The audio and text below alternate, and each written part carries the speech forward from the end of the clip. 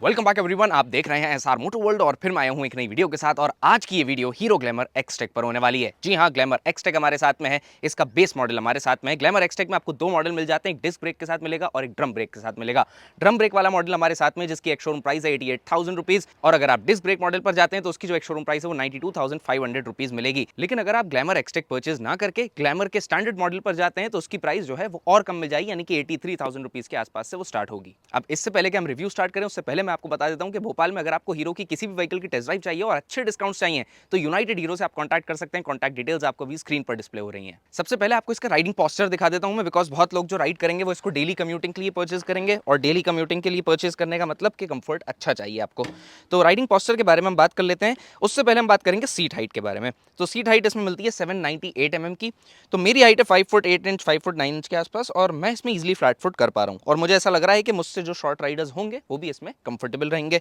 अब आ जाते हैं हम राइडिंग पोस्चर पे। तो राइडिंग पोस्चर बनता है कुछ इस टाइप का आपका, और जो हैंडल बार है वो राइडर से थोड़ा सा दूर है, तो राइडिंग ट्रायंगल जो है वो बहुत ही अपराइट सा बन जाता है। लेकिन हैंडल बार थोड़ा सा नीचे की तरफ है, नीचे की तरफ प्लेस्ड है, तो आप हल्का सा फ्रंट बायस्ड होकर भी ऐसे बाइक को चला सकते हैं। लेकिन जो ओवरऑल राइडिंग पोस्चर है वो रिलैक्स बन रहा है, अपराइट है।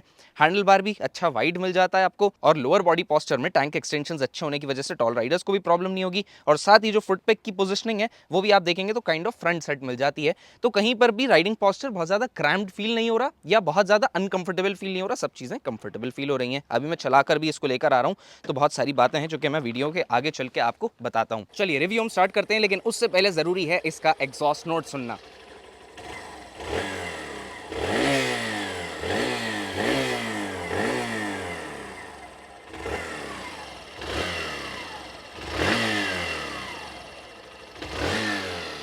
एग्जॉस्ट नोट अच्छा है, लेकिन हैंडल बार पर भी वाइब्रेशंस आ रहे हैं। और इंजन मैंने इसलिए स्टार्ट करके रखा था बिकॉज आपको इसका ये हेडलैम्प दिखाना था, जो कि ऑल एलईडी हेडलैम्प आपको मिल जाता है। तो इसको हाई बीम पर मैंने कर दिया है, तो ऑल एलईडी हेडलैम्प आपको यहाँ पर मिल रहा है। हैलोजन इंडिकेटर्स मिल जाते हैं। एक बार हम रेड प्रोफाइल में भी इसकी लाइट्स देख लेते हैं, एक बार उन्हें चेकआउट कर लेते हैं। तो रेड प्रोफाइल पे आपको ये एड शेप्ड का टेल लैंप मिल जाता है, हैलोजन इंडिकेटर्स मिल जाते हैं। बाइक को हम बंद कर देते हैं जल्दी से, और उसके बारे में हम आगे चल के बात करना स्टार्ट करते हैं। तो फ्रंट प्रोफाइल से अगर आप देखेंगे तो किसी एक बाइक में, दूसरे ब्रांड की बाइक में ये थोड़ी सी मिलती जुलती मिलेगी, और आपको ऐसा लगेगा कि जो यूनिकॉर्न 160 लॉन्च हुई थी होंडा की पहले, जो डिफरेंट डिज़ाइन के साथ आई थी, उस टाइप का ये हेडलैम्प मिलता है। और उसके अंदर कंपनी ने एलईडी लगा दिया है। आप सबकी अपनी पर्सनल ओपिनियन हो सकती है, मुझे उसको देख के एकदम से वही चीज़ याद आती है।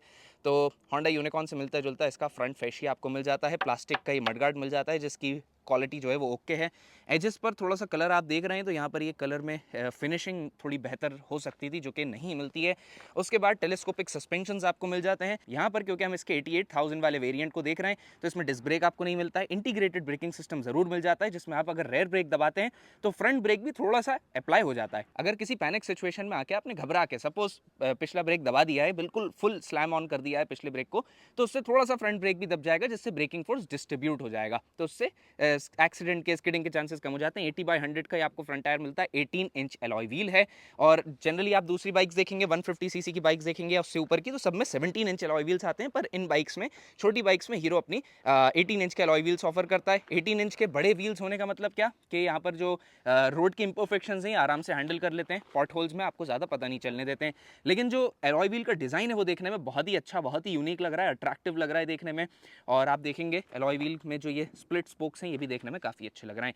ग्राउंड क्लियरेंस इस बाइक का बहुत अच्छा है। 180 mm का ग्राउंड क्लियरेंस मिल जाता है। तो अगर आप इसको खराब रूरल एरियाज में भी लेकर जाना चाहते हैं तो ले जा सकते हैं बेफिक्री से। नीचे से कोई टकराने का आपको डर बिल्कुल भी नहीं रहेगा। इंजन आपको इसमें 124.7 सीसी का मिल जाता है, 10.7 bhp निकालता है, एंड 10.4 न्यूटन मीटर्स का मैक्स टॉर्क। किक स्टार्टर आपको यहाँ पर मिल जाता है कि इनकेस बैटरी लो हो जाती है तो आप इसको किक से भी स्टार्ट कर सकते हैं।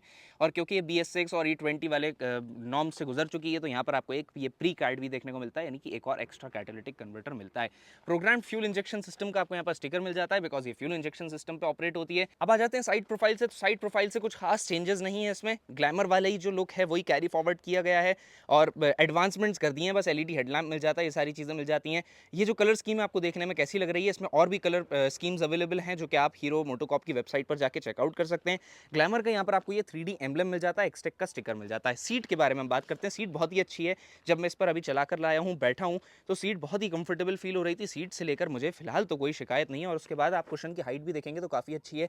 पिलियन भी अगर इस पर बैठता है तो कुशन जो है वो पूरा दब के आपको प्लास्टिक तक नहीं लेके जाएगा, तो ये चीज़ इसमें अच्छी है। स्प्लिट ग्रैब रेल्स मिल जाती हैं जो कि देखने में काफ़ी स्पोर्टी लगती हैं। ट्विन शॉक एब्जॉर्बर्स मिल जाते हैं।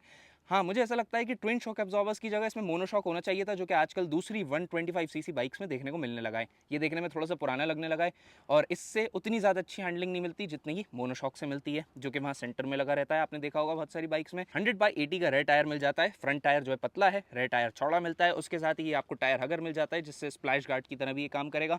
एग्जॉस्ट मफलर आपको यहाँ पर मिल जाता है और उसके साथ रेयर प्रोफाइल में आपको ऑलरेडी दिखा चुका हूँ। i3s के बारे में हम बात कर लेते हैं। i3s क्या है, अक्सर मैं इसको भूल जाता हूँ बताना। तो i3s जो है वो कुछ नहीं, आइडल स्टार्ट स्टॉप सिस्टम है। जब आप ट्रैफिक पर जाएंगे और अगर ये ऑन है तो इंजन ऑटोमेटिकली बंद हो जाएगा फ्यूल सेव करने के लिए, और जैसे ही आप जो है स्टार्ट करना चाहेंगे बाइक को, आप सिर्फ और सिर्फ क्लच दबाएंगे और इंजन ऑटोमेटिकली स्टार्ट हो जाएगा। आपको सेल्फ ये सब दबाने की जरूरत नहीं पड़ेगी। और टैंक पर आए तो आपको ये 10 लीटर्स की फ्यूल टैंक कैपेसिटी के साथ सॉलिड मेटल के साथ आपको ये टैंक मिल जाता है। क्वालिटी जो है वो अच्छी टैंक की। आजकल मेटल टैंक्स भी देखने को बहुत ही कम मिलते हैं बाइक्स में। स्विच गियर जो है वो बहुत ही पुराना धुराना से दिख रहा है, आउटडेटेड सा स्विच गियर दिख रहा है, तो ये थोड़ा सा और बेटर हो सकता था। ये वाला स्विच गियर भी आप देखेंगे तो बेटर हो सकता था। क्वालिटी उतनी अच्छी नहीं है, रफ एजेस दिख रही हैं, लेकिन यहाँ पर जो मेटल पार्ट्स की सारी क्वालिटीज़ हैं वो क्वालिटी है वो ठीक ठाक है। यहाँ पर भी आप बोल्ट्स देखेंगे तो यहाँ पर ज़्यादा गैप है, यहाँ पर इधर ऊपर की तरफ ज़्यादा गैप है, यहाँ पर इनकंसिस्टेंट गैप्स हैं मतलब, तो थोड़ा सा क्वालिटी को लेकर और बेहतर हो सकते थे। बाकी यहाँ की जो आप प्लास्टिक क्वालिटी देखेंगे काफ़ी अच्छी है। इंस्ट्रूमेंट कंसोल पर आ जाते हैं, फीचर्स के बारे में बात कर लेते हैं। तो फीचर्स आपको यहाँ पर अच्छे मिल जाते हैं। इसमें टैकोमीटर मिल जाता है, आपको ये गियर पोजीशन इंडिकेटर मिल जाता है, स्पीडोमीटर, ओडोमीटर, क्लॉक आपको मिल जाता है, डिजिटल फ्यूल गेज मिल जाता है। और ये जो राइट हैंड साइड का कंपार्टमेंट देख रहे हैं इसमें आपको ये सारी ट्रिप डिटेल्स भी मिलेंगी, जैसे कि टाइम और डेट, और उसके साथ ही एवरेज आपकी जो स्पीड है वो कितनी है। ट्रिप 1 मिल जाती है, ट्रिप 2 मिल जाएगी। इसको हम कर लेते हैं टॉगल। तो ब्लूटूथ कनेक्टिविटी आपको मिल जाती है। ब्लूटूथ कनेक्टिविटी के साथ ही साथ इसमें आपको टर्न बाय टर्न नेविगेशन भी मिल जाता है। तो इन केस अगर आप जोमेटो के लिए बाइक ले रहे हैं या डिलीवरीज के लिए बाइक ले रहे हैं तो वहाँ पर आपको कभी कभी नेविगेट करना पड़ता होगा, तो ब्लूटूथ से जब आप कनेक्ट करेंगे तो आपको इसमें नेविगेशन भी मिल जाएगा। फ्यूल एफिशिएंसी के बारे में भी आप देख सकते हैं और इको इंडिकेटर भी आपको मिल जाता है। इको इंडिकेटर आपको ये बताता रहेगा कि बाइक आप इकॉनमी पर चला रहे हैं, अच्छा माइलेज निकाल के दे रहे हैं, तो ये सारे फीचर्स आपको इसमें मिल जाते हैं नेविगेशन के समेत। तो बहुत सारे फीचर्स इसमें हैं और इंस्ट्रूमेंट कंसोल भी काफ़ी अपडेटेड सा मिलता है। बिल्ड क्वालिटी के बारे में हम और थोड़ा सा ध्यान दे देते हैं। तो बिल्ड क्वालिटी में टैंक मेटल का मिल जाता है, जो साइड के श्राउड्स हैं प्लास्टिक के मिल जाते हैं। जो इनकी क्वालिटी है वो ठीक ठाक सी, ये जो कलर क्वालिटी है वो भी ओके सी मिल रही है। पैनल गैप्स जो है वो ठीक ठाक है, यहाँ पर ज़्यादा पैनल गैप है, यहाँ पर कम है। तो फिट फिनिश क्वालिटी जो है वो ठीक ठाक हो सकती थी। जो प्लास्टिक क्वालिटी है पीछे की वो ठीक ठाक सी मिलती है, बिकॉज ये कुछ टाइम में मुझे ऐसा लग रहा है कि ये उस क्वालिटी का प्लास्टिक है जो कुछ टाइम में आके रैटल करना स्टार्ट कर देगा, आवाज़ करेगा ये इंजन के चलने की वजह से, वो जो बजना जिसको कहते हैं ना। और एक चीज़ मुझे और फील हुई जब मैं बाइक को चलाकर लेकर आया, तो सस्पेंशन सेटअप, हालांकि इसके बारे में राइड रिव्यू में बात करेंगे, पर सस्पेंशन सेटअप इसका थोड़ा सा स्टिफ है, पीछे से बाइक बाउंस करती है क्योंकि 2 सस्पेंशन है थोड़े से स्टिफ है। मोनोशॉक मिल जाता तो शायद डैम्पिंग थोड़ी सी और बेटर हो जाती। तो अगर आप इसको पॉट होल्स में, गड्ढों में स्लो स्पीड में भी लेकर जाएंगे ना तो भी बम्प जो है वो फील होगा आपको, लेकिन क्योंकि सीट अच्छी है तो कई हद तक सीट उसको कॉम्पनसेट कर देती है। ये चीज़ इसमें अच्छी है कि सीट की वजह से थोड़ा सा जो है बम्प कम हो जाता है, लेकिन हाँ सीट का काम बम्प्स को एब्जॉर्ब करने का बिल्कुल भी नहीं है। उस चीज़ को आप उसके साथ ना मिलाएं, लेकिन हाँ क्योंकि सीट का कंफर्ट अच्छा है तो ठीक ठाक मतलब बात बन जाती है थोड़ी बहुत। अब अगर आप एक्सटेक मॉडल ही खरीद रहे हैं तो मैं ये कहूँगा आप डिस्क ब्रेक मॉडल पर जाएं, बिकॉज 125 सीसी का इंजन है, पावर भी अच्छी है और डिस्क ब्रेक मॉडल ज़्यादा बेटर रहता है। डिस्क में आपको ज़्यादा अच्छा ब्रेकिंग परफॉर्मेंस मिल जाता है, ज़्यादा कॉन्फिडेंस मिलता है।